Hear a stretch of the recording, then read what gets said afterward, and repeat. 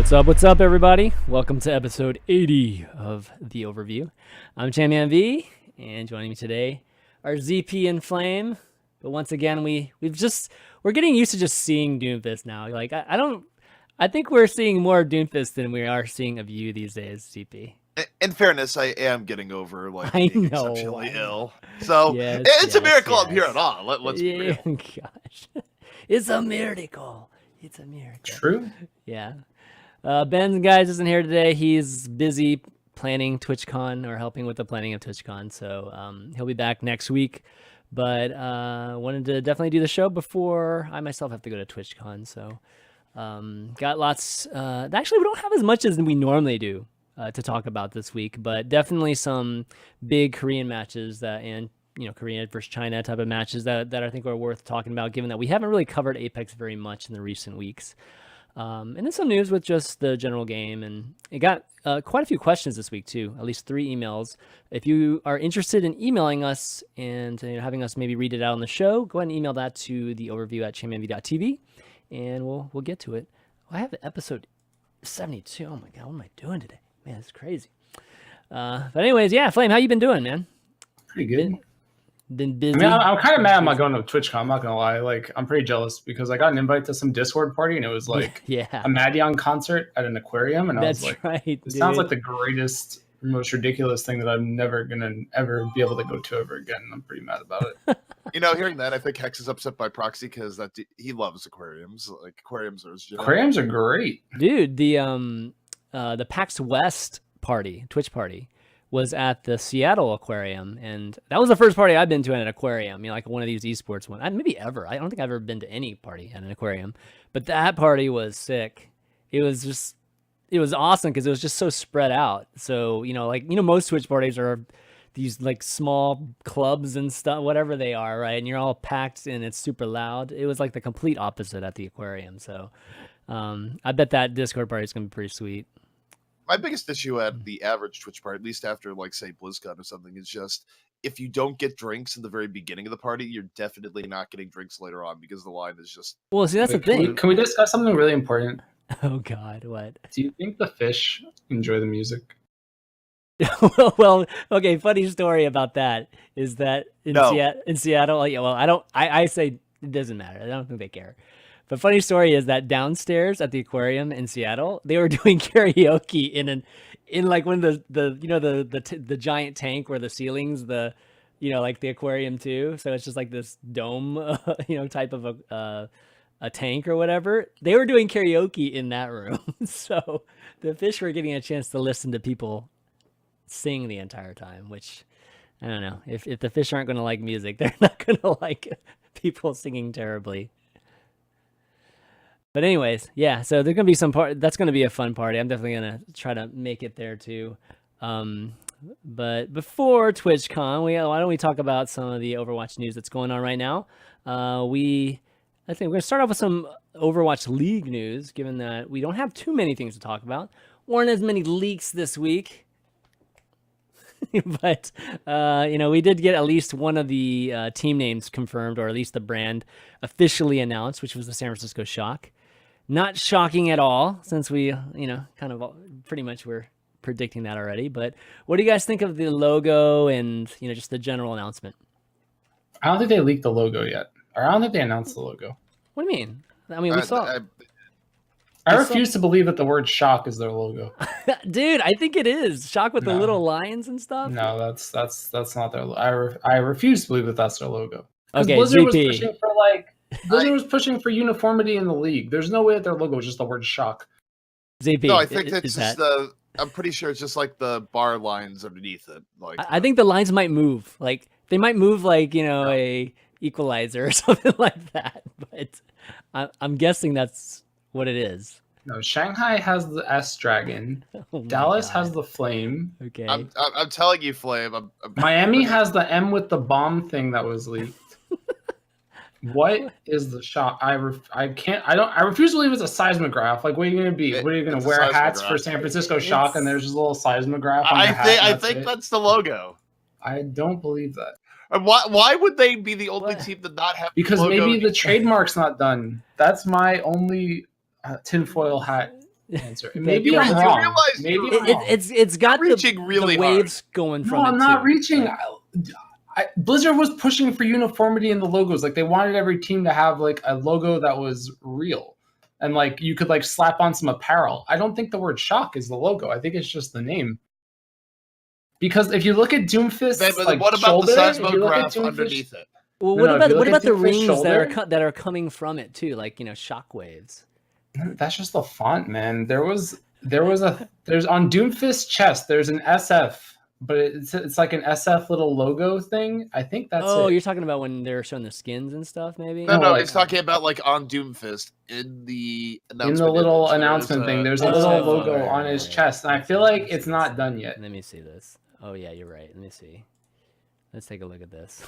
Oh my god, I can't believe we're arguing over. I mean, maybe I'm wrong. Maybe it is just the word shock, but I feel like that breaks the mold. I feel like that's probably this orange.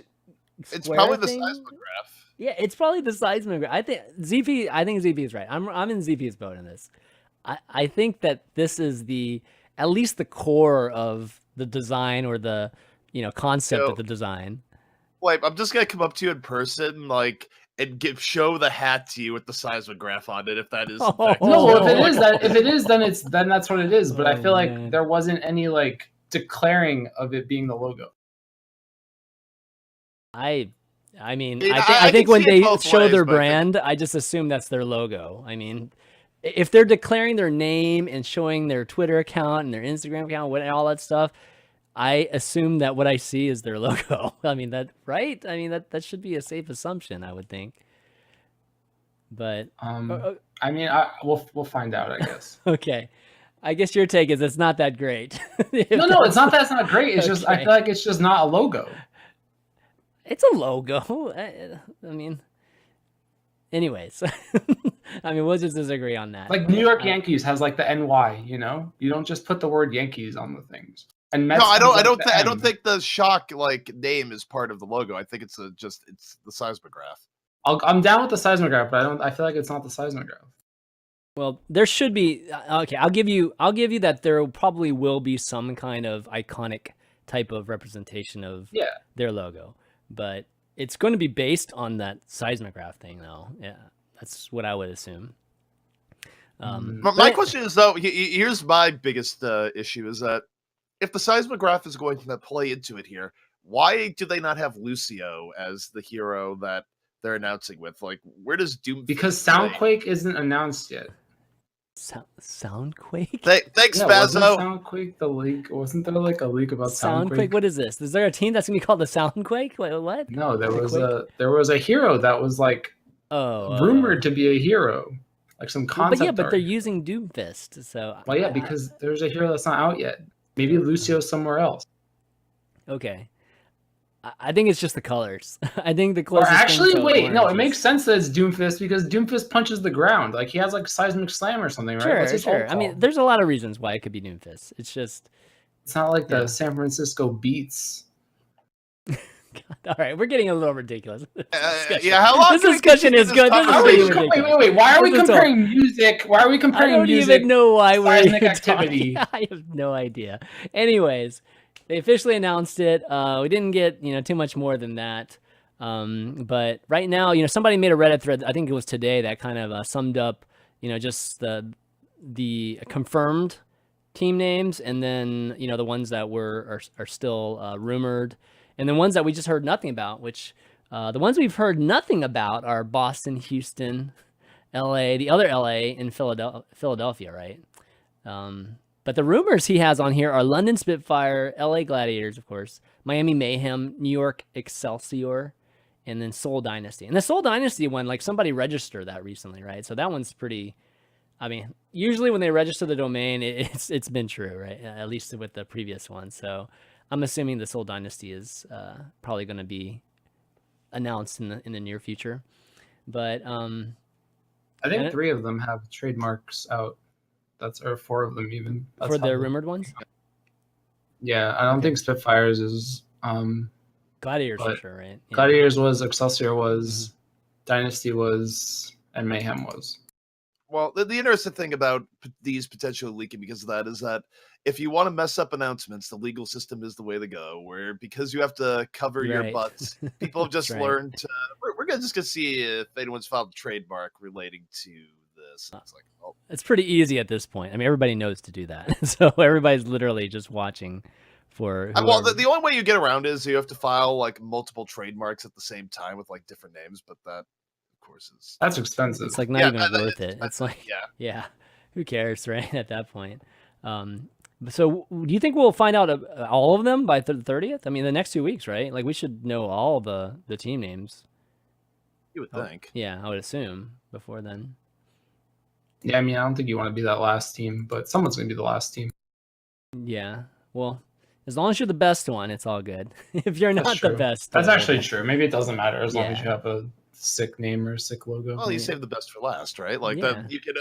There's multiple ways of spinning this if you're the last team to announce, especially if your team name is good. Now, if your team name is not so good, well, Yeah. I think most of the team names are pretty good, like either rumored or confirmed. Yeah, not I don't know how I feel about the Spitfire ones, but some people love Spitfire. I'm just kind of. That one It's was not like, that- I'm pretty that- sure someone made like a concept art or some nonsense, and then that's just like a Twitter account that Bren's following. But like, if anyone knows anything, it's like, don't trust Bren. So I don't think that that's a real account. Man. Yeah. That Also, was, Spitfires was the name. I think it's an absolutely fine name. It's one of the most Yeah, I think it's iconic a good- planes it's of all unique time. for Like, sure. It's definitely. You're I definitely just not hope that going to hear of but anything. like that's similar Spitfire to makes me that. think of like, I want to say there was like, it was like a skateboard company, Spitfire. I Really? just know the logo. Yeah. Also, some of the bit more baser names that people might want to go for a London franchise. Apparently, like you can't really use talking to people from the UK because it was just like, for example, if London were in the United States, you would obviously go to something like, oh, the London Royals, or use something to like reference the monarchy because that's really iconic. Apparently, Need some tracer, man. that's a no-no, by the way. Like you can't do that Tracer-based. for a London team. You can't like reference at the Royal or anything like that. It's a no. The monarchy is a no, right? Yeah, no, It's- apparently it is not socially acceptable. right. Like that. Still gotta respect them. I like the lads, the London lads. That was a good the name. London lads. Yeah, That's just a the little too lads. informal though. Or the but- Lanimals. The Lanimals was also another. Animals. Yeah. Make up a name for it. Yeah. Well, we'll find out really soon, and I can't wait to see some more of the announcements and the releases. That they've been pretty fun up to just to date. But let's move on to some news, player team news. The biggest one is that Team Seoul added 3 more players to their roster. Munchkin, Fleta, and Zepher were added. So a lot of people very, very hyped, just about, like fans of Team Seoul, obviously, like Fleta and Munchkin in particular, and Zephyr too. I think those additions are, upgrades, pretty clear upgrades to, some of the weaknesses that Lunatic Hai has had in the past. So what do you guys think about this addition? Just maybe each one of them, and maybe what holes they fill. Oh, I think it's interesting that Munchkin was able to get in just because he was on a world journey, right? Where he used to be with Yeah. Laser Kittens Yeah. and was sort of up and down depending on the time. Apparently, he had wrist issues or something, and it's a strong recovery to go from being on LK a while back, sort of disappearing for a while, and then coming back strong for Lunatic Hai and into Overwatch League. So kudos to him.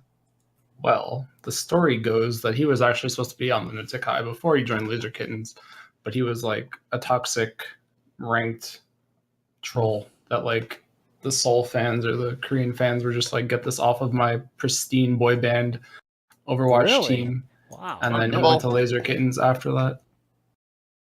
And then now, since they're not associated with Apex and they can like run away from the Korean Reddit clone, then now they have like more freedom to not care because he's coming to Overwatch League and not gonna have Really? Inven crawling down Wow. his skin. Yeah. I mean, you would still think that like a large fan base of theirs would still be based in, in. No, they will. I mean, but so- it's like if they start winning, then whatever, right? It's been like a year. I mean, I don't know how long Sure. they hold grudges, but they needed to. I I mean, he's good. Like he pounded for them this weekend. Like Oh, he was for actually sure. like He was just great. like he was probably like one of the best tracers we've seen in a while. That wasn't someone that we've been watching. So it's like, will the fans give in for the stats and the hype and just the gameplay? I don't know. Yeah. We're just saying that you're doomed now, Flame, by the way, just so you know. Inven likes me. I forget what the thread. There's a couple threads about me on Inven. I'm clear on Inven. Are you sure? Does it just change to liked past tense now? Like, well, I mean, I've never what have you done, Flame? I don't know, man. It's fine. You totally blown your your fan base there. No, that's the thing. That's how it works. It's like Inven's like this, like it's like Reddit, but it has like political views and it has like culture and like biases and like it's like Reddit if Reddit was like unified on anything. Which would be like really scary, you know, like if you said something and then like are you calling it like a fusion between like our competitive Overwatch and our politics, or like what? Yeah, like if somehow they were starting to like compare your Overwatch play to politics, and then you had like a very strong, I don't know, it's scary. I just know it's scary. It's so scary that like when Kaiser joins my Discord chat, he like won't talk sometimes because he's afraid that like there's a spy in my Discord that's like gonna rat on him to the really overlords. Wow, yeah, that's not good. That's a little scary. But okay, well, what about Fleta? I mean, I think Fleta, most people felt like was stuck on Flash Lux for a while and was carrying hard, and now that he's getting a chance to play with some of the best support players, that we're starting to see him just like be free and flourish like crazy, which we saw in some of the matches that we're going to be talking about soon. What do you think about that addition? Fleta was like an anomaly. Like Fleta was like on one of the worst teams in Apex history and like always had good games. Like he never looked bad. Like everyone always used to say that his team was like ELO hell, but he was always doing well and he was like always farming. And then now he's on a team that can give him like the proper support and he just like can play his game and he's actually so good. I think it's somewhat of a testament to the idea that yes, you could have bad team results, but still look good individually, depending on the role, right? Obviously, as a DPS player, you're gonna have more opportunities to sort of like break out and do crazy shit than if you're a really good support player and your DPS are terrible. But across the board, it's just a good story, right? Where it's sort of climb the competitive ladder, rung by rung, and then okay, you're on Lunatic Hai now, and also you're in Overwatch League. So yeah, it's hard to look good, man, whenever your support players aren't doing well. So the fact that he was able to Flash Lux wasn't, I don't want to like bash Flash Lux. I mean, like, the players weren't bad. They were just like, not. There's some teams that have like shitty teamwork and then you just lose. I mean, Fleta was like, I wouldn't call Fleta like this came out of nowhere kind of player. He's been like, the problem with Flash Lux is that they always won challengers and then they'd make it into Apex and they just get dumpstered, but then they go back into relegation through challengers and then be like, okay, we're going to win challengers again. Like they would never lose the qualification matches for Apex, but then they never win matches in Apex. So they were like the gatekeepers to Apex in a way, but he was definitely like standout player. And like even players that even when you beat Flash Lux, you still felt like Fleta did well. Right. And that's saying a lot. I mean, that's hard. It's hard to do that. Most of the time, whenever you have these type of stompings, that it's just like every player just doesn't look good during that. So, also let's just refer to Fleta and his incredible like RNG and deciding when he was born and getting born in the grand year of 1999, which is the best year to be born if you're trying to get into Overwatch League. That means that he just turned 18. He just turned 18 like a month ago. So. Well done, Fleta. You really had the perfect birthday. Well, it's more like well done, Fleta, mom and dad. Yeah, exactly. Good job to them. So another question I want to ask you guys is just what does that mean for the existing DPS players for Team Soul? You know, like obviously, who are you? And I mean, I think he's fine. But Eska and Guido, like, what are they going to be doing? I mean, I feel like they're going to be playing Genji, and Eska's going to be. I mean, like, this is like the same question you ask every single time that there's people are going to start announcing rosters, right, for Overwatch League, and they're going to have like 8 or 9 people. It's going to be the same question for every single team. I think you just, you do what you got to do. You show up to practice, you play, you give your inputs, you watch the scrims your teams are playing in, you give input on your matches, and like you become a support player on the sidelines. And I mean, I expect Eska to do that. Everyone always said that he had like really good shot calling and game sense, and he was like very known for that. So I'd expect him to fall more into like a backup / coaching role. Similar to like a runner kind of like dad. Yeah, but that shouldn't be your player. That shouldn't be a person on your roster, though, right? I mean, that should be. I mean, like you said, it doesn't matter, right? It's like I mean, they have coaches. I don't think he's like qualified for coaching. Maybe he's not like a leader outside of the game, but I mean, there's going to be bench players that probably don't get a lot of time in Overwatch League in general. I don't think. Yeah, I mean, and to that point, It's a problem. For Overwatch League, you are going to need bench depth, period. Just like you have it in traditional sports, where you look at your average NBA team, there are players that just do not see play until garbage time. My favorite example is going back to Celtics, like ages ago, Brian Scalabrine, where it's just like, oh, if he's in the game, then I guess the Celtics are either winning really hard or losing really hard, because that's pretty much it. He was like a almost like a mascot, like in that way. But true. But he was good. I mean, don't get me wrong. Brian Scalabrine is still in the NBA, so he's obviously still very, very good. I thought Wait. What? No, not now. But I'm just saying the fact that he was in the NBA. Okay. Just meant I was gonna say. No. I see him on talk shows and stuff. Is he the Highlander? Is he immortal? Yeah. Okay. No. But what I was going to say here is that it's not acceptable, right, to have a situation where, like, say, a main player gets sick and then you don't have anyone available to play. So you have to have the bench depth, even if you're not expecting a player to play over, like, one of your starters. I mean, and there's people are going to burn out during the season, I'm sure. So you need, like, people there for when that happens. I mean, we're talking about, what, 5 DPS players for them now? Is that right? 4 or 5, but I mean, again, it's not like I don't think that there's a world where like Guido or Eska can't like learn to play like an off tank or something. Like most DPS can transition to like Zarya pretty well. I mean, D.Va just got reworked to be more like DPS friendly. I mean, yeah, I don't know that they'll ever be taking Miro out. Miro's probably like pretty solid. I think main tank will probably be one of like the least swapped out roles throughout the entirety of Overwatch League, but between DPS, off tank, and support, like I imagine, I don't know, like we've seen, who is it? The Genji for Runaway. I don't know why his name is slipping my mind right now. But he goes Lucio and then he pounds. And then the same thing can happen probably for like, I don't know. I'm not saying Eska can play support. I'm just saying like there's definitely potential for these players to learn different heroes and become like specialists also on the roster. Hexel, yeah. Okay, yeah, I can see that. So you don't think main tank will have many backups on the roster? Like I know it's hard, especially in like NA, right, to find tanks. But I mean, you could, but I think it's more like when it comes to tanks in the game right now, it's like there's not that many, right? It's mostly Reinhardt, Winston, and then maybe Orisa if you consider that part of that same hero pool. Yeah. But for the other heroes, it's like harder to. There's a lot more heroes in that role to learn, so like it makes sense to get more players for those roles. Like you want more DPS because half the heroes in the game are DPS, so you'd rather more players that are good at those heroes.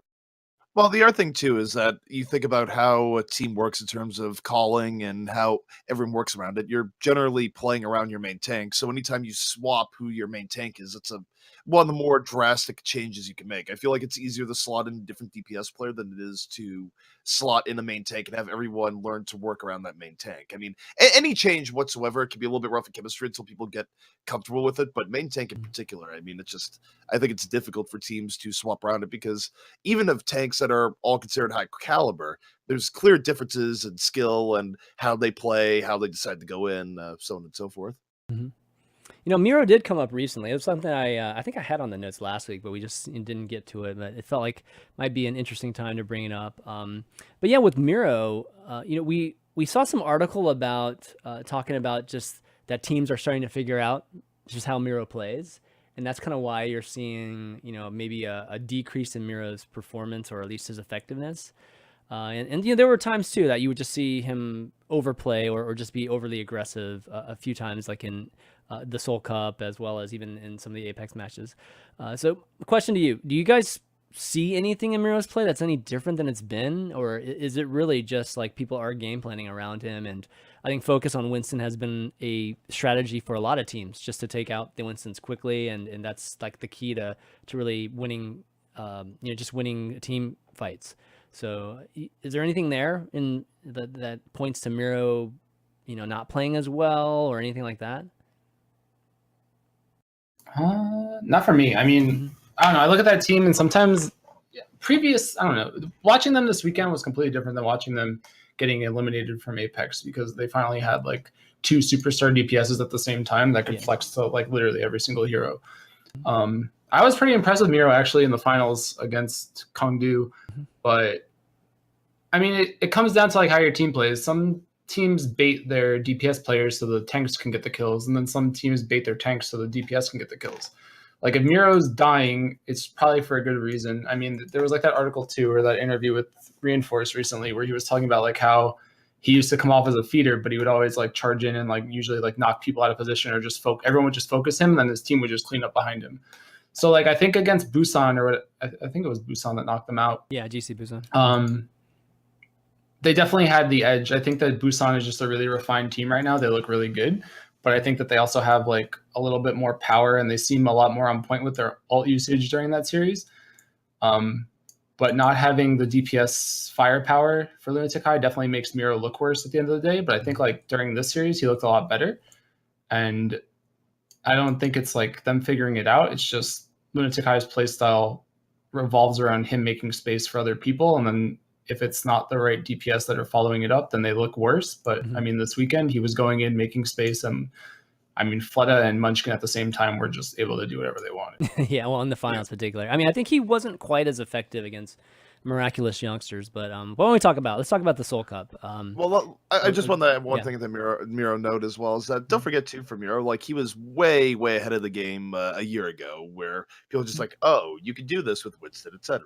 Obviously, over time, people have looked at like what Miro's been doing that's effective, and it's not like you see other Winstons incorporating that into their gameplay. He could still be playing really well. It's just you also have a case where effectively people have learned some of those tricks over time. So the net difference between having Miro on your team versus another tank might be a little bit less. But well, yeah, and I mean, to that point too, I think Zumba's playstyle is super different than normal. Like Zumba sits on top of Jaehong and Toby and protects them from tracers like 9 times out of 10 throughout games. Like Birdring didn't feel like he had a big impact on the series against C9 when it was C9 Lunatic Hai, because Birdring was just getting shut down by defense matrix the entire game. But like to compensate for that, they need to let Miro die more, because like he's not getting defense matrix. Like his tanks, his off tank's not going in with him. So he's kind of on an island in that regard, where he doesn't have the diva protection, and they're just kind of basing their strat around, okay, Miro's going to go in, Munchkin's going to go in, and then to compensate for us diving with our DPS, we're going to have our off tank protect the supports, and it generally worked out for them. So I think it's just more like if Miro goes in and he doesn't have a diva with him, well then obviously he's going to die. He's like diving into and if he doesn't die, Orb and Tracer and all this other stuff. Yeah, and then if he doesn't die, he's just popping off and having a great play. Well, he's just playing amazing. Yeah, exactly. Yeah. Did we touch on Zepher at all, by the way? No, we haven't talked about Zephyr yet, but go ahead. Okay. Like, you want to talk about Zephyr at all? No, I just want to mention just another case of because like there's interesting parallels between him and Munchkin. The idea that they both like had sort of times in the West. The times in the West were sort of hit or miss, and then just able to come back around and get with the right people in Korea. And then it's like, oh, by the way, actually now with Lunatic Hai and also on Team Seoul. So just nice recovery for Zephyr, where it's sort of interesting how some teams seem to be cursed for one reason or another, and yet the team breaks up, the players go elsewhere, the players do really well.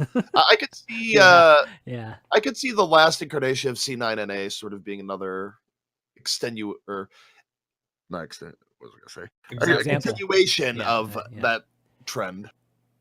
So yeah, I mean, there's a lot of like, I think people are giving flack to Zephyr's pickup because they're like, oh, who are used better? But like, I get that, or like, I get that stance, but it's like, again, you need people on the bench, and Zephyr definitely proved that he was good enough this weekend. He just has a very different play style, I think, than Who Are You. He plays a lot more. He's got a wider range too. Yeah, he plays more. He plays more attack. Like he plays more offensively, and I think it makes Miro look better. Like Miro looked better with Zephyr in the game.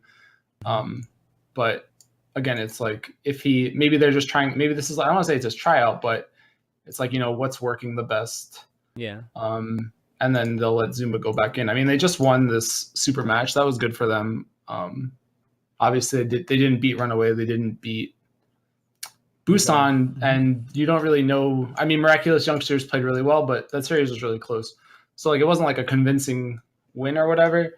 I will say that they like smacked Kongdu Panthera, but I think people expected that after watching Kongdu Panthera in Apex, because they didn't really make any changes. C9 Kongdu, sorry, Team London.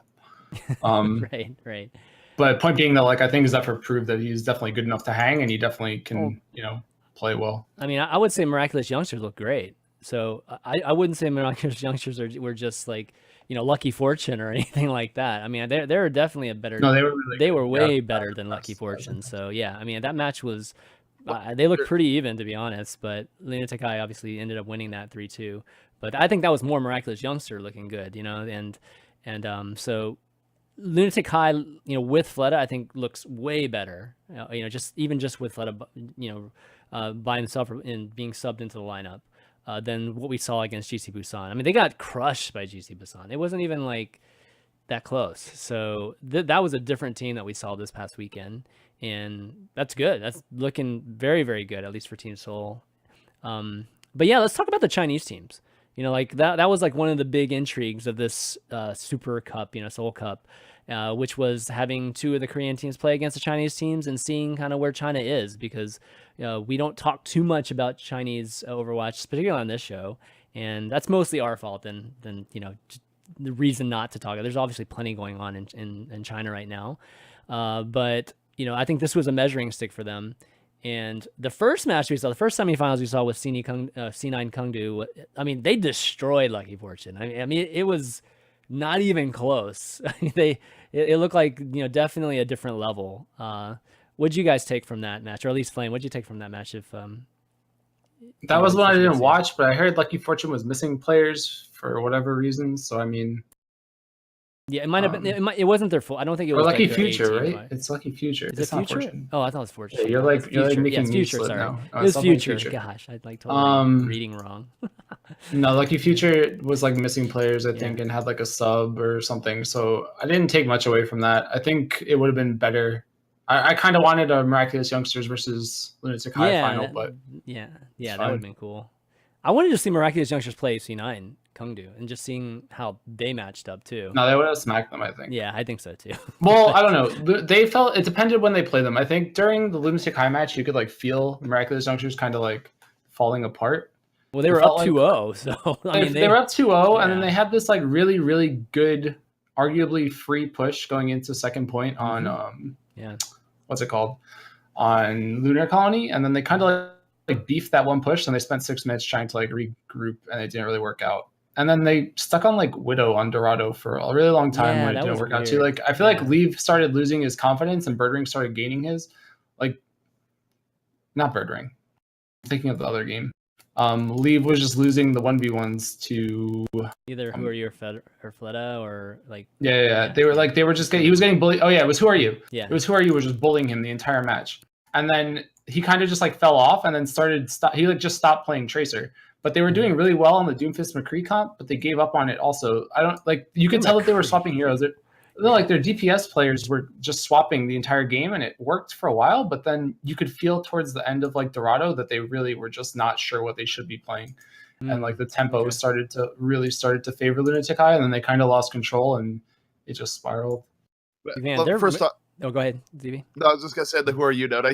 Anytime Who Are You does well, I like to imagine that he's just taking out his rage at being born too early. He's like, I wish I was 18. Ugh, just like laying it down and crushing people. that birthday. I mean, yeah, he's got a really good future ahead of him. Yeah, for sure. Oh, for sure. Yeah, no question, dude. The McCree on Miraculous Youngsters, he was amazing. I don't want to like totally butcher his name. I think it was Yang Xiaolong. Yeah, Yang Xiaolong. He was amazing, dude. I mean, it was mostly when you played McCree that was just like highlight material.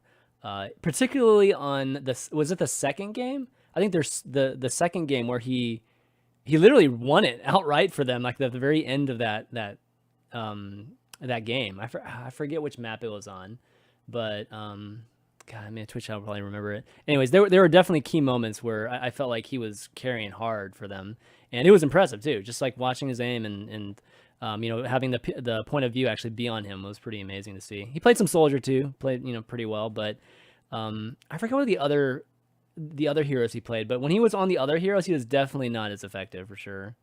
Oh, one thing I wanted to mention here, I was just asking Hex his thoughts on some of the Chinese teams because, of course, he spent the last 6 weeks doing OWPS stuff. And so here's some thoughts from Hex coming in here. First of all, he says that Leave is known for staying on Widow entirely too long, where he just okay. I will stab Widow forever. Where we actually saw a little bit in the West recently at Contenders Finals, but probably don't want to stand Widow 100% of the map. Also, when it comes to, you mentioned the McCree play, he also said that Yang just recently started running McCree. Really? It used to be Oh my yeah, God. he said it He's used to so be Leaf good who at used to it. run it, and Yang used to be almost exclusively 76. So a little bit of fun facts about he was crazy MY. good. Yeah, their Ana was really good too. I think he was swapping between Ana. He played Sombra on that just like a map or two, but he was noticeably super good too. Anybody else, Flame, like that really stood out to you on Miraculous Youngster for their play? I mean, the team was just solid. I wish that they didn't play Widow so much. Like, it's one of those things where I actually think that the series would have just been like that much better. Sometimes when teams lose and win, I can like, in my head, I just attribute it to the composition, and like that's probably not always right, but it's one of those things where it's like it really just didn't work. So like I want to know what would have happened if they had played something a little bit strategically better. Yeah, strategically just safer or like sounder, because it wasn't like a stomp. Even the maps that they lost weren't like stompy, but it was just, like, was it really, one of them was that really the play, stuff like that? One of them was Dorado was pretty bad, dude. Like that was a pretty big stomp, right? I don't think so. It was more like, I mean, it was the Widow. It's like they had Miraculous Youngsters cap first point in like record time. They were pushing second, and they kind of got stumped at like the last second. But Lunatic Hai is actually one of the best teams at just like delaying those really long, right before you're about to cat fights, and like that's their strength. So they kind of, they got stuck on second. It happens. There's a part of me that doesn't want to hate a team too much for trying out Widow, because I feel like Widow is still one of those heroes where teams in the West have definitely not used it enough overall in terms of pushing your limits and otherwise. Probably didn't work out in this case, but it's interesting because Widow's one of those heroes where if you're not playing Widow constantly, you're not going to be an absolute shutdown Widow. So it's sort of this outlier because of just the specific nature of Widow aim. Anytime you're doing stuff that's not Widow, I feel like it hurts your actual Widowmaker aim. So I don't know. Well, if we get the Mercy patch, we'll see a lot of Widow. That is true. Yeah, that's true. Okay, well, anyways, the finals, like you kind of mentioned, Lunatic Hai ended up beating C9 Kongdu 3-1. No big surprises there. I mean, I think a lot of people were expecting that, especially after seeing, I would say after seeing Lunatic Hai and just what they look like with Fleta in the matchup. But Munchkin actually played in the finals, which he didn't play in the semifinals. I think Fleta and Zepher played in the semifinals. So, how did Munchkin and Fleta look like? What DPS duo do you think looked the best? Who are you, Fleta or Fleta and Munchkin? No, Fleta and Munchkin look like top tier across the entire world, honestly. Like they're probably like up there now with like the Taimu and the Effect and the Shadowburn Carpe kind that of is duos. Scary. Yeah, no, they're definitely. When you have the Shadowburn Carpe duo just doesn't make much sense because Carpe is a fish. How is he playing out of water? That's true. Et cetera. Oh, God. Still my favorite Twitch meme, but I will say that is actually like my most improved duo. I feel like of the if you look across the teams, like what FaZe has been able to do with Shadowburn Carpe is like pretty remarkable given where FaZe was earlier in the year. Mm-hmm. Yeah, well, if you put on like a top 3 DPS duo on top of their support players, which arguably top support players in the world, that's pretty scary, man. And then you throw in Miro and Zumba, so that is going to be very, very, very, very scary to see in Overwatch League whenever the season finally does start.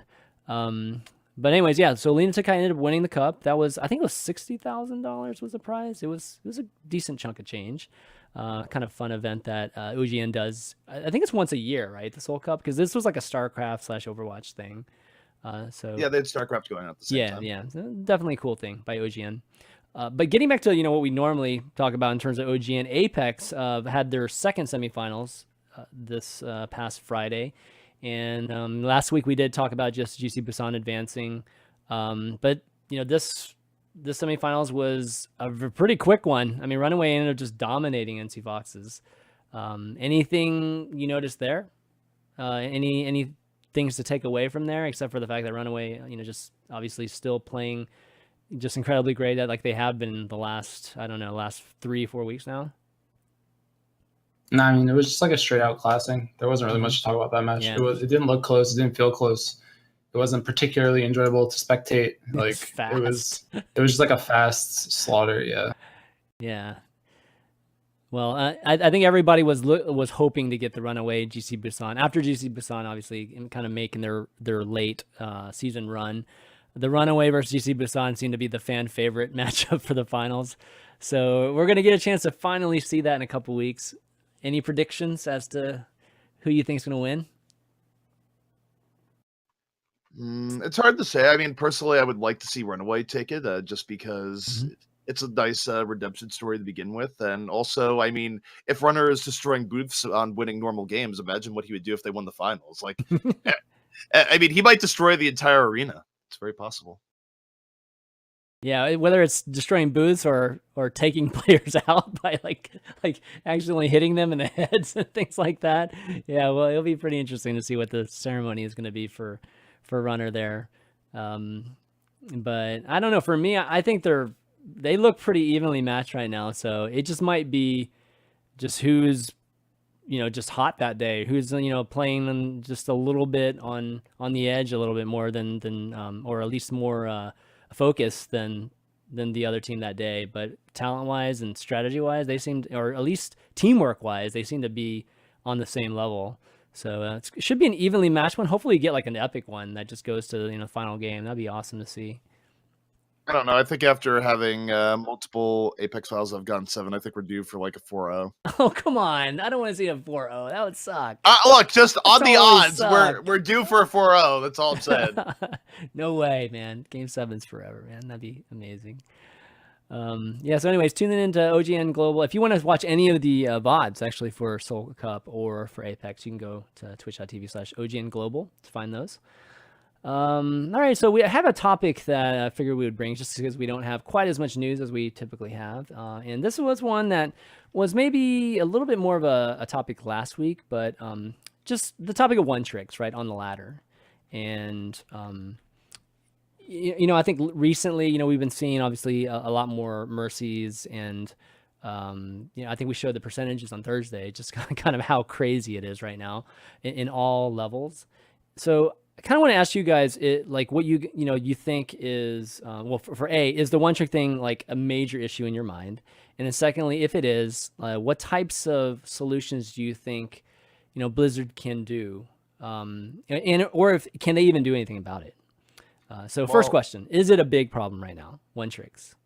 Sure, and the reason is that you're adding a lot of noise to the competitive matchmaking experience, where you're going to have games that are effectively auto-lost because you get a mix of players on your team where you get, say, 4 DPS or like 4 support or something, and you can't make a good setup.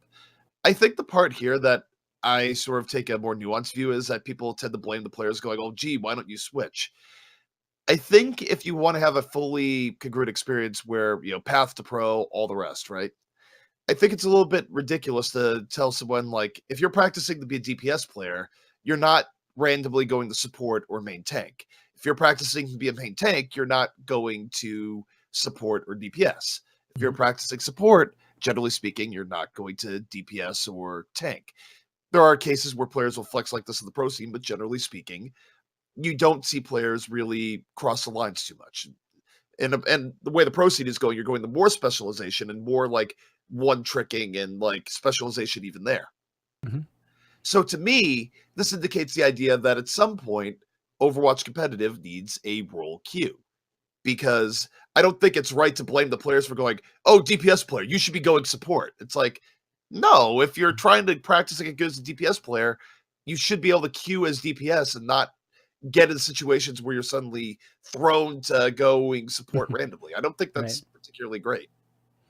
Yeah, so just for some clarification on maybe what one tricks are, folks listening don't know what that is. That's basically when you have a player that only plays a specific hero, and that's like it. They're not good at any other hero, or if they are playing other heroes, they're significantly worse at it. So if they're Grandmaster in Mercy, and then they all of a sudden have to play I don't know, Reinhardt or something, they're going to be like gold level Reinhardts, and you can see where the issue is when it comes to matchmaking. But Flame, what do you think? What's your take on all this? I don't know. Without being too overly critical, Flame not critical. What? I was gonna say shocker, right? But I don't know. There's a few ways to fix it. I don't know if they need to announce that they're doing role queue. I think they can do role queue themselves. Honestly, I think that's like completely doable in the back end without literally letting everybody know. I think actually one of the problems that Blizzard finds is that like a lot of the times they say stuff that they really don't need to say. And that's probably an unpopular opinion in terms of like transparency. But if they updated the matchmaker to like literally try to put 2 supports, 2 tanks, and 2 DPS mains on each team, no one would notice. They would just be like, wow, these games are really good, but I didn't queue up for a DPS queue. But the game would just kind of know that you're queuing for DPS. Like, I feel like it's very easy to make it so that there's not 3 Mercy mains on the same team.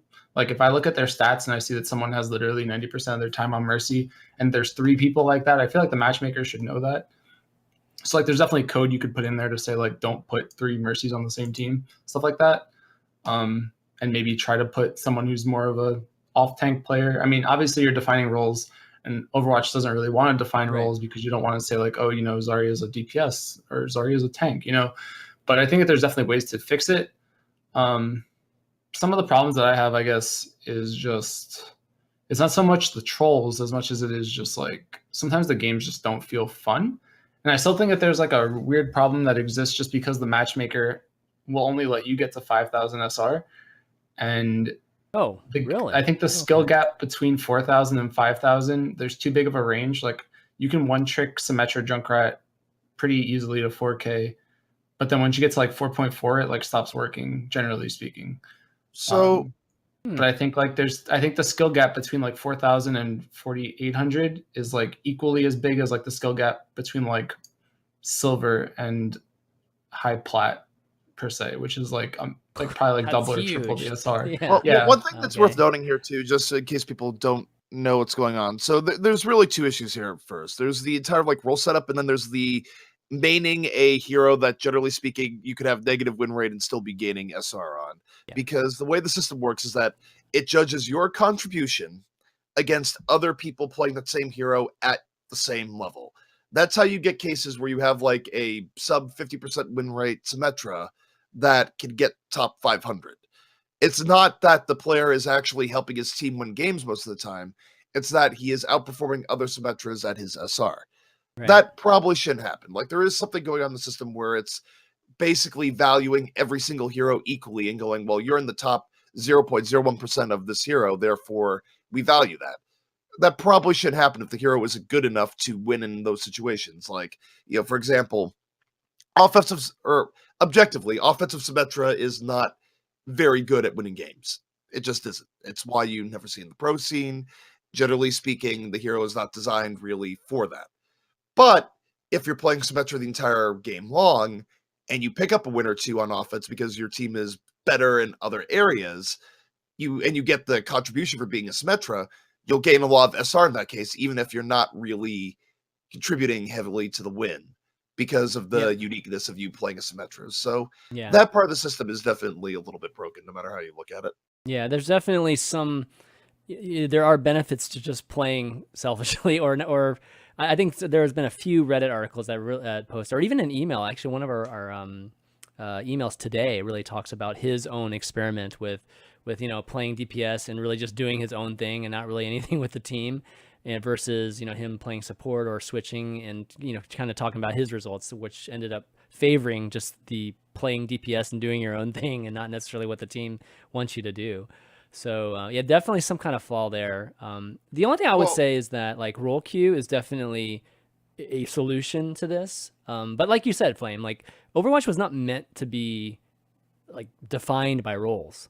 Like we've even talked about just the point of having offense and defense and support, and just even those roles that are just defined in the game are just more guidelines than they are in reality, like what teams should be using for comps. The problem is, so here's the issue, is that as the game evolves, people get more specialized by default. That's just how video games work. Yeah. And eventually, the issue that you're running into is that, the grand idea for Overwatch being was like, oh, swap up to fit the need, et cetera, et cetera. But the reality is that when you're putting 6 random people together, expecting them to be able to communicate with each other and compromise with each other that create role setups, when in reality, you have people that want to grind stuff out. Like, you have a guy who's going to go on and be like, I really want to grind DPS. I want to become a good DPS player. I have no interest in playing tank and support. That's going to be the mindset going in. And if you put 3 of those people on the same team, you've now created conflict, right? Where you're going, oh, just hash it out between yourselves and one person flex. Well, none of those three people might really want to flex. And I don't think they're necessarily wrong for not wanting to flex. I think that systems should be put into place, whether it be roll queue, a stealth roll queue, or what, that doesn't put people in those situations. I realize that there's sort of the drama of not wanting to set a meta or otherwise, but the reality is that there is a meta that's been set. You look at the pro scene, and that you've always been in and around the nucleus of 2-2-2. I think that's a reasonably solid base to just set the game for a roll queue setup, and we could get away from this era of blaming players for wanting to practice one role. Yeah, I mean, if you even go as far as to say, like, I don't know, there's like extremes to it. I would say, like, I don't even if you didn't do roll queue, I think that like just the concept of like, if there's two people with 90% of their time on the same hero, just try your best not to put them on the same game, even if it's like Tracer or something. I mean, it becomes a little bit hard, and I understand why that's hard, because again, if you have like a Reaper or like 276 mains, but there's a difference between someone who plays 76 60% of the time and Tracer 40 and someone who plays Mercy 99. Sure. Or like Symmetra 99 or Torbjorn 99. So like stuff like that I feel like should be avoidable. But I still think that one of the bigger problems is just like the fact that there's so many gaps between, like, there's just too big of a skill differential between 4,000 and 4,500 that's like infinitely larger than the other gaps in like comparable numbers. I think you also touch on an issue there, just the idea that the SR range should probably be opened up. And I feel like the reason why they might not want to do that is just you get into the idea where it makes the SR rating seem like a mountain. Like, even though we know there's a gigantic difference between like 3K and 4K, even like huge, gigantic difference. It doesn't feel as bad from 3K looking up to 4K as if you stratified it to something that was probably more accurate. And instead it was like 3K looking at like 5.5K or whatever. But even though the optics might be more intimidating to the player that's more in the middle, it does feel like things are way too scrunched. I would say that the scrunch range is between like 3,750 and like 4,500 is where you actually have ridiculous amounts of variation between like every step there. And that could be more accurately represented between like, say, 3,750 and 6,000 would probably make more sense. I mean, I totally get that, but so I think extending the top of the range would actually help with what's going on, like at the top of the ladder.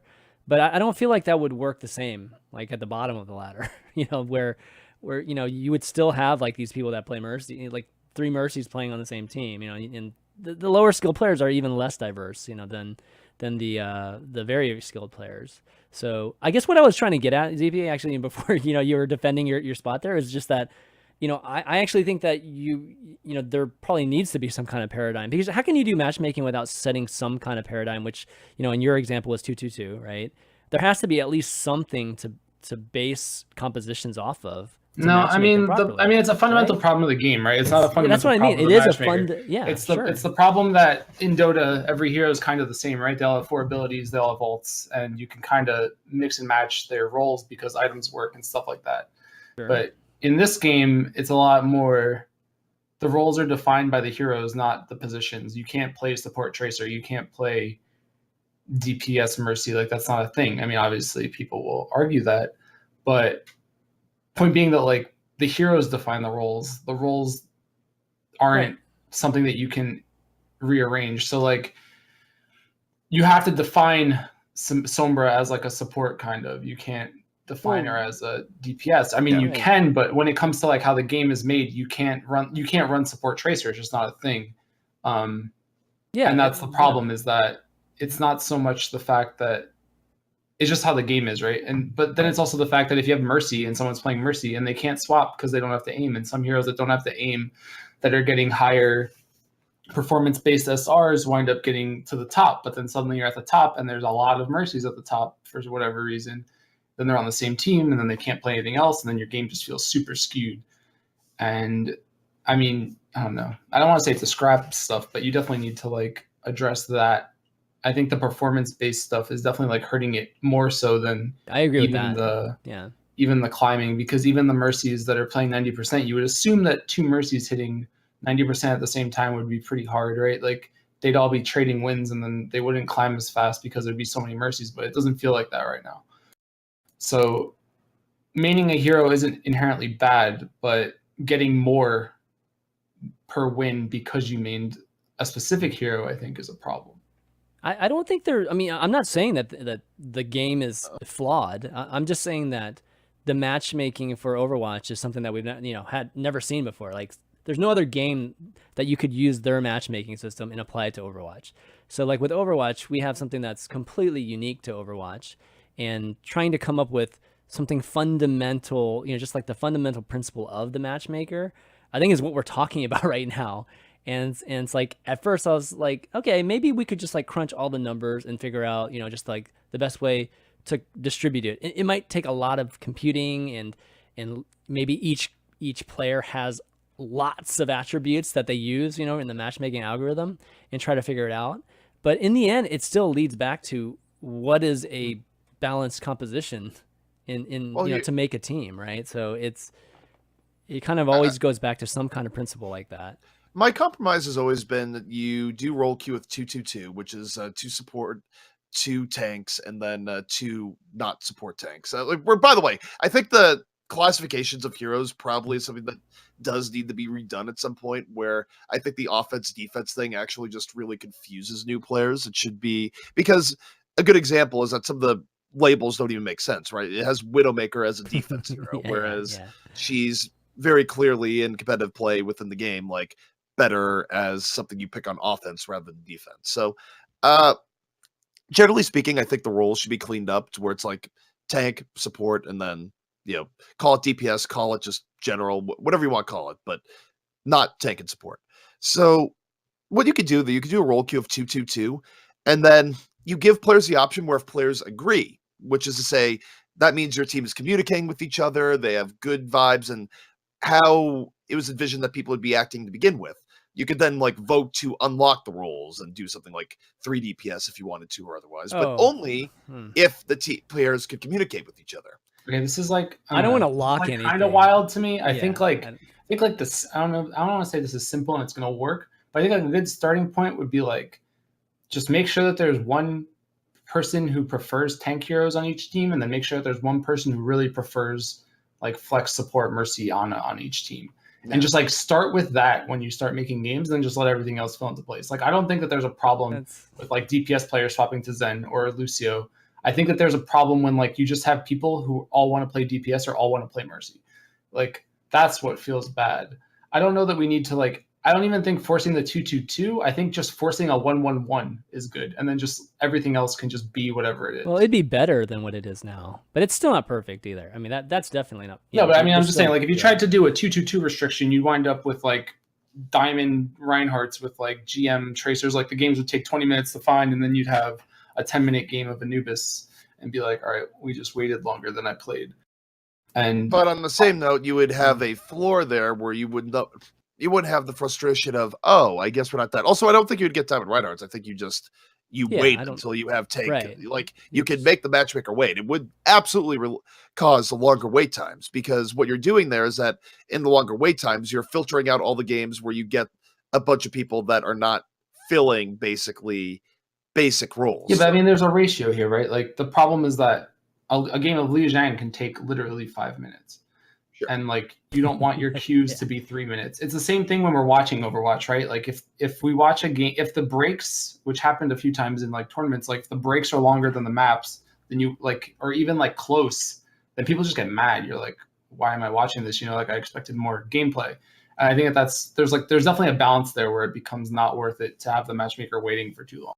Yeah. Well, in an ideal world, you would get, with a forced roll queue, you would get less stomps as well, so you wouldn't necessarily have the like super quick Lijiangs or the full held hybrid maps nearly as often. In theory. Yeah. Well, anyways, like I think any of those things we talked about are better than what it currently is, and right now I think that hearing a little bit more talk each and every day or whatever, that people are just not having fun playing on the ladder, and normally it's just kind of like a funny thing to say or whatever, or maybe even post on Reddit, but I feel like right now it's a little bit higher than it's ever been. Oh, you want to hear my other thought? Uh-oh. I want phone number verification on ranked. Okay, yeah. Okay. No, Valve has it on like all their games. Yeah, I know. It's like, it's good. I think it's good. Yeah, I think it's stupid that Explain. people can make Smurfs and pay $40 to like drop N-bombs and really racial homophobic slurs in chat and then get away with it. And like, I don't know who I'm reporting, you know? And then like kind of one trick a hero because they think they need to practice it, but they won't. You know, like stuff like that just ruins matchmaking. Smurfs in general, actually, I've done a bit of a 180 on this over time. I actually agree that Smurfs should probably be eradicated to some extent. Like, the problem is, and this is where, you know, I've leveled up plenty of accounts for fun just to see the different areas. And let me tell you that going from 3,500 to GM is actually easier at times than going like 3K to 3.5K. And the reason is that there's like just a hell zone there where it's just like the perfect sort of meeting place of Smurfs where it's just like, oh, you know, you have players that are generally GM level where it's just like, I'm going to mess around on my Hanzo Smurf or my this Smurf. And it all like puts them at that particular range. So you just have ridiculous amounts of thrown games because it's like, haha, this isn't my main, lol, one trick, this is my Smurf. It's like, Smurfing actually is frustrating. Although I will say that I think the reason why the Smurfing issue is as big as it is that quick play is way too protected right now. Quick play has incredibly long queues for people at the moment, like it has for a really long time because it's heavily protected in the matchmaker. I think if quick play was actually true to its name in quick play, where it would put you in a match almost instantly, you would cut down on a bit of the chaos ladder that you get right now. I mean, wouldn't it just be using a similar algorithm that the ladder's using? No, I think quick play should literally have no algorithm. I hate the fact that there is any SR checks in quick play. I think having an SR in check in quick play just makes it stupid unfun. Like this is something that I actually get pretty with that. It's your like whatever logic you have, I'm gonna tell you why it's wrong. Because I have so many friends that play and like you can't play with them. You actually just can't, like you can't play with them. And you're talking about like the restriction like that. Okay, I agree. I want like I want this thing to not check my SR. I want this thing to not check my party's SR. I literally just want to be able to jump into a game and it just finds the closest 12 people and we play. And if someone leaves, it tries to fill their spot as fast as possible and people just come in and leave. Like I can't play sub games. Like I can't play games with my subs because if they're too low, it'll pull them into GM quick play games. And then suddenly it's just not fun for them. Well, let's clarify. Pull them into GM quick play games after making you wait like 7 minutes. Yeah, exactly. And then like you have friends that want to play with you. Like I have friends that are like not professional players or like not, you know, they're just casual Overwatch players. And like, oh, we should play some time. And I'm just like, I can't. And the moral of the story here is because quick play is busted and like takes so long to find games because it's so worried about SR, this fuels people making like dumb Smurfs and going the ladder and not giving a shit because they can't do that in quick play. Like if you had a quick play with no like MMR whatsoever, the people that just wanted to like dick around and play Hanzo, they would probably just go to quick play and they would just go there. They'd be like, LOL, I'm Hanzoing the crap out of people in quick play. It's instant, it's great, it's fun, and it would remove a lot of that noise from the ladder. Well, I don't disagree that it should be much more lax than it is, but you have to have some parameters on it. No, like you really shouldn't because maybe what it's just what if I'm a GM playing with a bronze? You want just take the average. Just take the average. No, but then you're going to force me to play against a 5-stack of masters with my bronze player because there's one GM player in it. It literally needs to be like TF2 where you just go into a pub, it doesn't care who's in there, and you just kill each other nonstop. You can like even have the respawn timers or something in quick play. Well, I'm envisioning the players though. I mean, because not every player plays on the ladder and just goes to quick play just to goof off. There's some people that actually play quick play as their main way of playing. Yeah, but that's fine. The thing is that all that stuff evens out over time where they're going to get like the crazy pro player on their team from time to time. And again, don't forget the amount of people that play Overwatch. Generally speaking, the odds that you get like the crazy high player in your quick play game when the amount of people that are like effectively like 2K to 2.5K grossly outnumber the amount of people that are 4K plus, they're not going to be running into these high rated players in their quick play games very often anyways, even if you removed all the shackles from quick play. I mean, wouldn't you argue that like the odds of, I mean, that's like arguing that pub stomping is like inherently bad, which like you could argue, but it's just like a fundamental concept of games. Like I feel like it just doesn't exist in this one. Like for whatever reason, like to protect whoever. You're right that there is no. I mean, the closest thing is just playing some of those arcade games, because there clearly is no MMR or any kind of matchmaking when it comes to like mystery heroes and crap like that. So I think that's the I don't think closest that's actually true, by the way. I think Really? Deathmatch absolutely does. Oh, Deathmatch, Deathmatch, I'll give you that. Deathmatch, they probably do. Yeah, I don't think the others they do though. Like The point is, if my friend's like, "Hey, teach me how to play Overwatch," what am I gonna do? Sit you got to there go and into watch an their arcade. stream? You have to go into one of those arcade. Yeah, go games. teach them in Mystery Heroes how to play Overwatch better. Like that's what annoys me. Yeah. Okay. I give you that one. All right. Well, we've obviously spent some time on that one trick, but there definitely is an issue, and hopefully they'll do something about it just to help with the situation right now. But kind of going into some of the questions, I kind of referred to Quentin L, who had a question. He's the guy that I was talking about that kind of did his own experiment. So hopefully we answered your question there, Quentin. But kind of moving on to Michael G, he has a question. Do you believe that a salary cap for teams would be beneficial for the health of Overwatch League in the long term? I personally believe one would help keep a level playing field for all teams, especially when Overwatch League grows to lesser marketable locations. So yeah, salary cap. What do you guys think? Salary cap. I mean, I think it's something that's generally needed in sports as a general rule, where you take a look at any sort of traditional sporting setup that doesn't have a salary cap, things devolve into chaos in regards to a super rich team being able to just dominate with pure amounts of money. So yeah, salary cap is needed. Yeah, I mean, it's more of a timing thing, I think, for me more than anything. I think like right now, probably not, just because of the way the ecosystem is. But at the same time, I don't think people are like crazily overspending this season. I'm sure someone has, but at the end of the day, I'd say that it's probably it's definitely beneficial, but I think it needs to be implemented correctly and, at the right time. Yeah, so I mean, it's a good question, because I think that from a very idealistic standpoint, that even playing field, wherever you are located, if you're in the league, you should have equal chance at players and everything. But when you're talking about in terms of trying to get a league going, like in the early years, I'm wondering if it's actually good to see certain teams maybe dominate in the beginning, so that there becomes like almost a dynasty that you can kind of point to, and it's marketable and things like that. What do you think about that whole premise? I mean, I don't know. The problem is that with Overwatch League, it didn't have a draft. It didn't have like any regulation on how things went. It was kind of very Wild West. And how it starts. Yeah. I mean, this is so like right now, it's one of those things. It's like you find the players, you get them, and then that's it, right? Like sometimes maybe you have to fight for one of them or stuff like that happens. But we're in a state right now where I feel like there's a lot of players very close. I mean, the skill ranges, I don't feel like there are like, very clearly there's this one guy that's just, like LeBron James or, the Michael Jordan of this league. And, and it's just very, very clear that you should be paying this guy in just crazy, crazy amounts of money.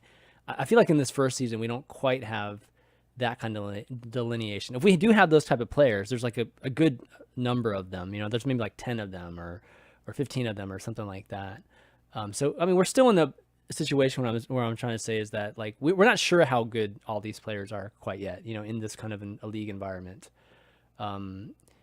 But I'm just wondering if, like, I'll give you an example. Like, let's just say the NBA, right? In the 80s, I think the NBA benefited quite a bit with having the Celtics and the Lakers having, maybe even before that, Philadelphia, right? Having their dynasties.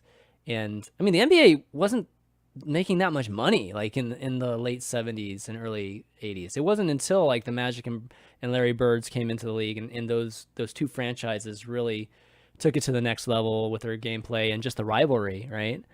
I'm wondering if that sort of, I mean, it was maybe lucky in terms of what happened with the NBA there, but I'm wondering if, I don't know, in some ways putting an environment where that could happen easier than when you have something where everybody has salary caps and must, pay the same amount to, in terms of a roster. is more beneficial to a league early on in its growth? Oh, I think in terms of like saying a salary cap and otherwise, you have to ideally set the stuff up early. I mean, who knows what has been put into place in regards to this? Like, obviously, there's a lot we don't know about salary and otherwise, aside from like random things that have been leaked where, supposed player salaries. But I would assume that given the fact that you have people involved with traditional sports that are involved in designing all of this, that presumably lessons have been learned from other setups. Like, I don't know. That's what I would think. Because we've seen baseball, right? Baseball has been, for the most part, not salary capped, like in terms of a lot of the franchises like the Yankees, right? They're famous for just paying players inordinate amounts of money just to get them there, right? Hasn't worked out for them a lot of times. Worked out for them sometimes too. But, for baseball, it seemed to be okay. Then we have the opposite in terms of salary cap, where we see the NBA and NFL, I think, have always been a little bit more, restricted from that standpoint. So it kind of works. I think either way, at least we've seen that that it's worked in historically speaking. But I'm just kind of curious because I don't think I know a ton about each of the leagues when it first started. And just kind of like what happened when these things first started. I know we have a lot of experienced people in NBA and in NFL and things like running these teams, but we're talking about just more of the league itself starting off. Yeah, I mean, I assume that once you start putting stuff like that in place, then like the corruption becomes a little bit more apparent, because there's probably I'm already imagining ways around a salary cap, right? Like you could have like sponsors pay more money to the players on an individual level. It's like boosters. Like there's ways to get there's like ways to boost money that isn't just direct salary, or like upping prize pool splits for players and stuff like that, and like making them get paid in contracts. Oh, that's true. Actually, yeah, I feel like that would require a lot of regulation and like almost manual checking, stuff like that. I don't know. It sounds like a good idea, but it also sounds like something that would be easily dodged and worked around. What, just salary cap generally? Yeah, I mean, imagine if you could just put in the contract that you oversee 50% of this sponsor's money or something, and then maybe that makes up for like $50,000 or $60,000 that isn't in your salary. Like, does that count towards your salary cap? Do buyouts count towards your salary cap? Like, there's a lot. And never forget, as you get into the things that you see in the NFL now, where what about other things that the player has? Like, what if the player has a coaching service? Like, if that's even remotely promoted by the team, does that count as part of it? Yeah, if I funnel money through there. If I pay you $100,000 per show that you do once a month, does that count towards your salary? Like, I don't know. It's weird. You would need there'd be so much auditing and shit. Like, I feel like you need like unions and stuff like that. Yeah. I mean, I think the salaries right now in those other sports are just so big right now that it doesn't make that big a difference. Even though you do have like sponsorships that are ridiculous amounts, or endorsements that are crazy, but it doesn't seem to be as big of a factor just because the salaries are so huge in the others. But anyways, yeah, I think salary cap is. I would be surprised if that's not something that they look at pretty early on. But anyways, Jacob J has a question. He's asked, the question I have for you is, as content creators, how do you expect your content platform to change if Overwatch League reaches its desired scope? People are focusing on how infrastructure of the league itself is developing, but there's also going to be a huge space media-wise that needs to be filled with journalism and other original content. Do you all have any plans to step it up for Overwatch League, since you guys are already taking on some of that responsibility in the current scene with your podcast? Will your content pay more attention to the tens, hundreds of thousands of casual fans expected to flood into the scene?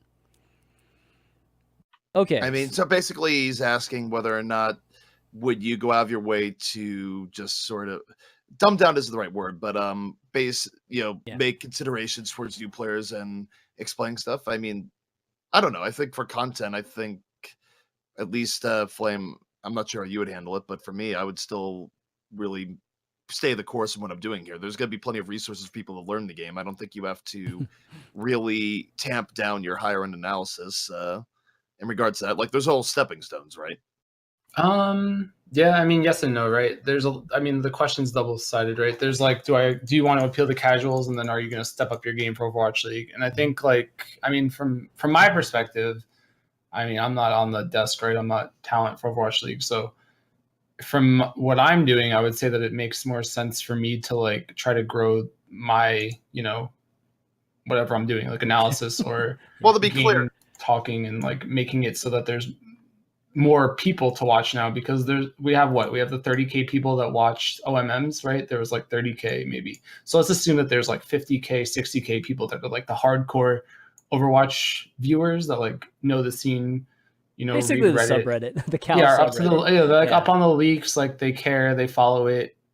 To be clear, there's a difference between what you would do if you were broadcasting for OWL versus what you're doing if you're doing a podcast or YouTube content, etc. Yeah, that's what I'm saying. Yeah. Like, because the question I'm responding to here is just like what you do for like YouTube content, or even just this show. Yeah, Let's just talk about this show, right? Yeah. Like, do we dumb it down and maybe talk about more, like talk about a lot of these things from a standpoint of I don't even know exactly how we would do it, but for me, I think like if I'm answering it in terms of like the show, I don't think the show needs to change much, to be honest. Like I think we kind of already do that to a certain extent. No, but I would say I agree, but I would say that from the perspective of, from my perspective, not from the show's perspective or not from like ZP's casting perspective, from my perspective, there's going to be a massive opportunity to appeal and to educate players that don't know literally jack about the entire scene. And like Overwatch League is going to be a really good spot for that, because everything will be new. The players will be established. There won't be like any roster flopping. There won't be any variations. The names will be clean. The rosters will be clean. Like you'll know exactly what you're getting yourself into. And there will be a lot of opportunity just to, this is what Overwatch is. This is why they pushed here. This is why this team is better than this team. This is why this player is starting over this player. From an educational standpoint, I think that there's going to be a shitload of like content that I'll personally be able to put out, and I plan on putting out, but it definitely will ramp up for Overwatch League. And I would imagine that this show will have a lot more to talk about every week. We'll have more matches and there's more segments, drama and stuff drama, like that. Yeah, totally. There'll be a lot more creativity that we can, include. The other thing too is I imagine like the first season of OWL, like there's just gonna be a lot of news in general, right? You're gonna have player stories, you're gonna have coach stories, you're gonna have management stories, like everything, right? Because like any sports competition, it's gonna be winners and losers. You're gonna have some teams that are doing really well across the board, some teams that are, not doing so well. Like you have in traditional sports, right? Where you have a team that's they go 0-16 in the NFL. Like there's issues there. Like who knows? You might have a team that you do not want to be the Detroit Lions of the Overwatch. No, you do not. No, you don't. You definitely don't. But these are all going to be stories, right? In terms of how people play and perform. Yeah. Definitely. I would say like people that write articles, there's going to be like a ton of things to write about. I would say compared to now. I mean, we do see some like text only journalists right now, but I think there's going to be room for a lot more. Once we start, and maybe each team has their, own writers too, and obviously each team's gonna have their own content makers, just video makers and things like that. So, there's obviously going to be a lot more, from a media standpoint, and I think like podcasts, like the overview, I think we'll just be able to cover even more, and I think we'll be able to focus more just on the league itself versus like everything that's been going on, because that's kind of what we do every week right now. Is we're like going to Korea and talking about that, and we're talking, we're kind of jumping everywhere from week to week, where I think once Overwatch League starts, we can just like really focus on the league and get into whatever the matchups are, even just whatever drama is going on with the teams, just what you would see in more traditional sports. I'm just like, the question too is like, maybe there's going to be room for like Inside the Owl, like that'll be our show, Right. Like, maybe I'll make that. Maybe I'll get like like there's. I think that's Inside the Owl just sounds like a zoo documentary. I know. It does. We'll get David Inside Attenborough the to like talk watch. over Inside the some watch. owl. That's what we call it. Inside the watch. No, that sounds. It's too much like our own watch. Yeah, you know what I mean, though. Yeah, I know what you mean. But yeah, there's potential for a ton, and I think it's going to be just super fun. And yeah, the casual fans kind of coming in, I don't know if there's like you said, they're making videos and stuff like that. It's going to be interesting to how you get that to these people. Like how do you actually do that? Because is it going to be showing up before matches? Like how do people dive into it? Like I've never been in that position, to be honest. Like I don't know what that's like. Like trying to learn about it, like a sports scene for the first time or an esports scene. And I feel like I'm always there from the beginning of whatever esport that I like to watch. No, I mean, okay, casting is a big part of it. I think that there's definitely a gap here that could be filled for educational casting. That isn't something that we've been pushing for or that anyone has really been pushing for. Well, we the see casting more. part. It depends on the event, right? Like we've definitely had more. But I'm saying like we don't have like a newbie stream. That's not a thing in Overwatch yet. We've had streams that are definitely more casual focus, like that World Cup Sydney thing that you and Mitch did, or the E-League national TV broadcast. Yes, exactly. But I'm saying like, imagine you're a new viewer. Are you gonna want the hardcore? Like, will you be able to follow the hardcore, like ZP, Mitch, or Uber, whatever Doamonte kind of cast, or would you be looking for more like that Purge kind of? This is a hero. This is an ability. This is why they're doing this. And like maybe like that'd be a good segment or a good show to have for the beginning of Overwatch League. Like that's something that like I think I would like want to do. Like that's something to note here for the NFL. Like I haven't gotten a chance to watch yet, but I've heard very good things about Tony Romo and what he's been doing. Has he been dumbing things down, or has it just been? No, I don't think so. I mean, I think Tony Romo has been doing a really good job for his like first like official year as a broadcaster. He's got a good way of doing, like, kind of mixing both, though. He's been really good about mixing analysis with just the thing about being a little bit of color too. Yeah. Well, I mean, the thing about football too is that like I don't want to say everybody knows it, but you can kind of take for granted that most of the time that you're watching football, someone that you're watching it with also understands it.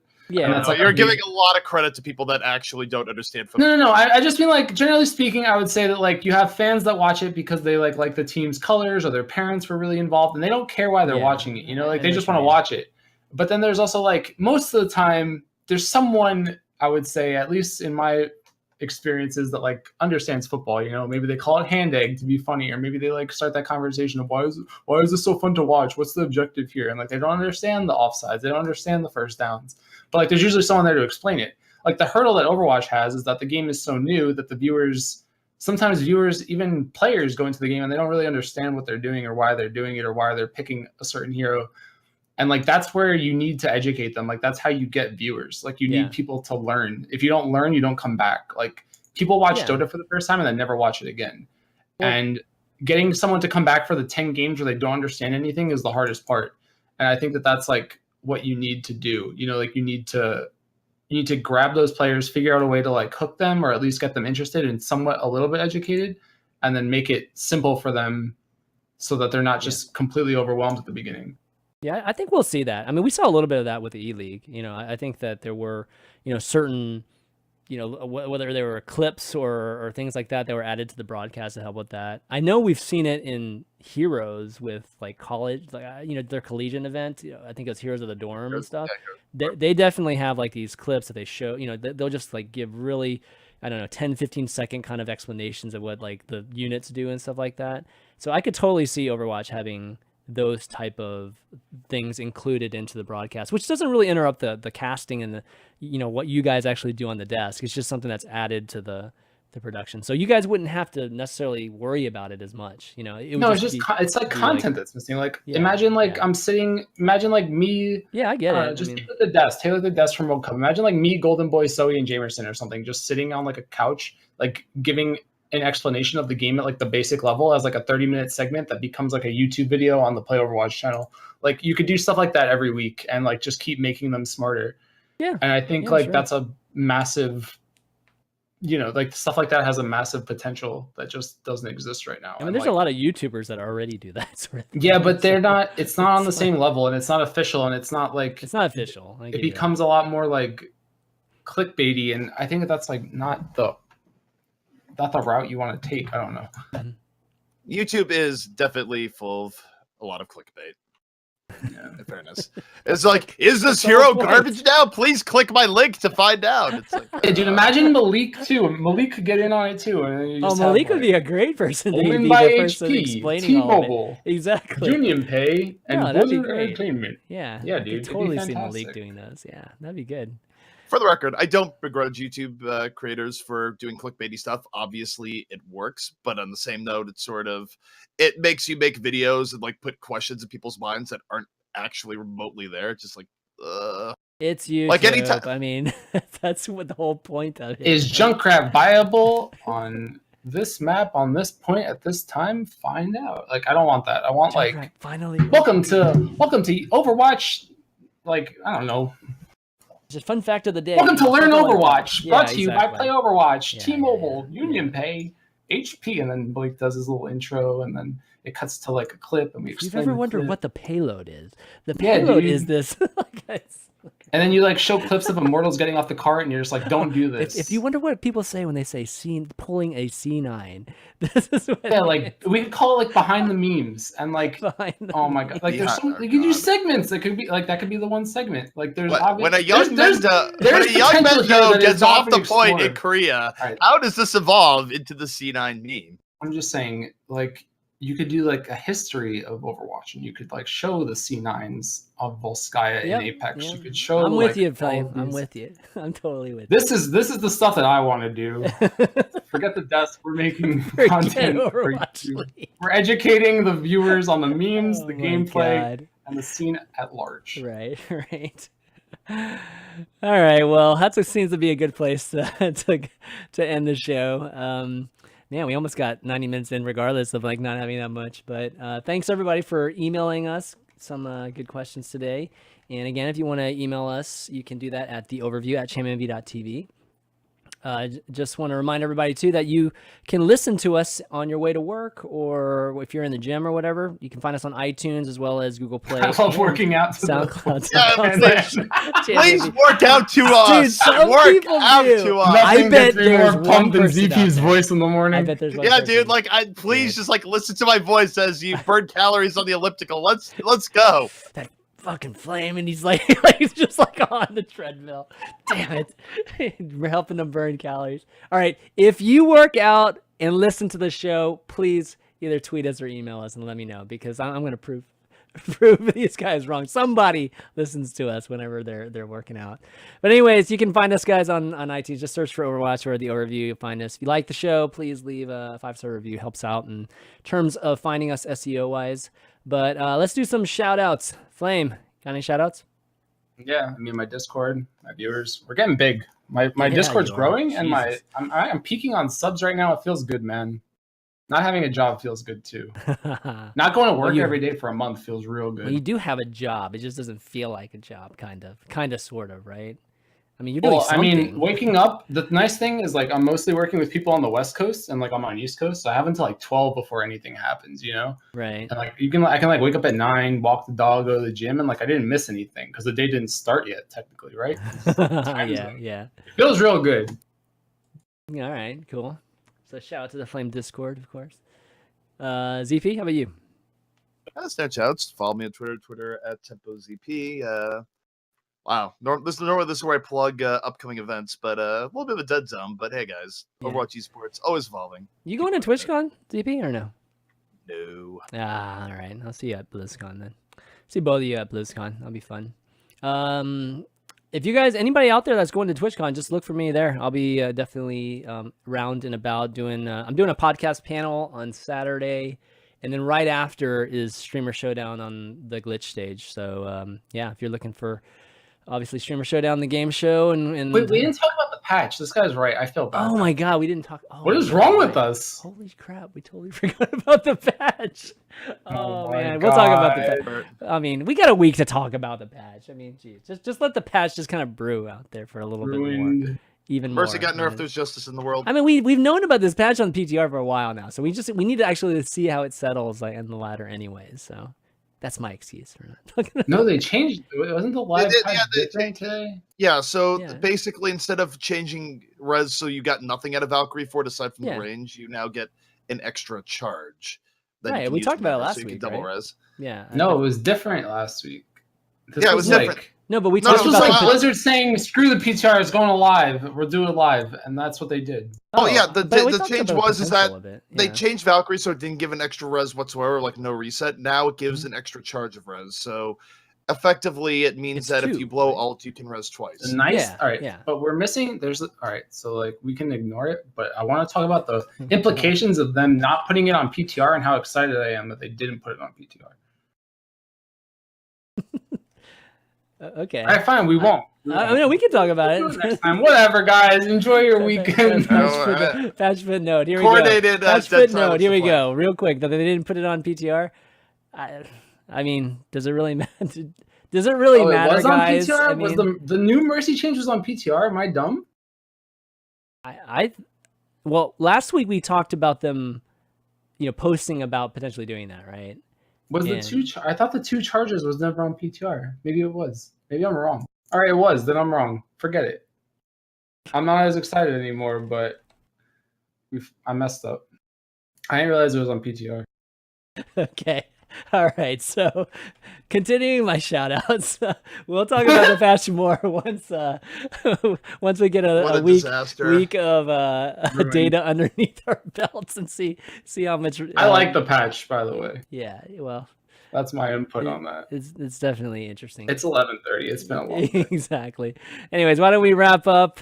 It's been a good show. We'll be back next week. And again, if you're going to TwitchCon, let me know. Look for me. But for Flame, ZP, and myself, ChanManV, we will see you next week.